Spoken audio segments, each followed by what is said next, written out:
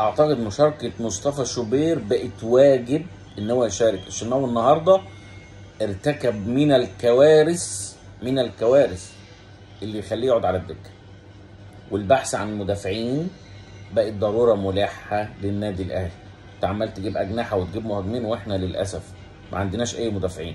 احنا حرفيا المدافعين اللي عندنا مش فاهمين يعني ايه واجباتهم بجد. يعني اللي رامي ربيعه عمله النهارده في المباراه، يعني لو مهاجمين الفرق المنافسه لينا لو سابوا رامي ربيعه لوحده، ما هاجموش بس سابوا رامي ربيعه لوحده، المره الجايه ممكن يجيب فينا اهداف. يعني هم مش محتاجين اصلا ان هم يهاجموا، انتوا بس سيبوه لوحده، سيبوه لمخه بس، وهتلاقيه جايب ضربات جزاء وهتلاقيه جايب اهداف فينا ودنيته حلوه يعني. يا جماعه خط دفاع الاهلي ده لا يصلح، خط دفاع الاهلي لا يصلح. وبعدين ايه اللاعب اللي بيتصاب بيلعب ماتش ويتصاب 4 ماتشات ده؟ مين اللي جابه اصلا؟ مين اللي عمل كشف طب عليه؟ يا جماعه في ايه يا جماعه؟ يا جماعه احنا السنه دي ارتكبنا كل الموبقات في كره القدم، احنا حتى كل القرارات اللي احنا خدناها كلها غلط في غلط. مش هنفوق بقى؟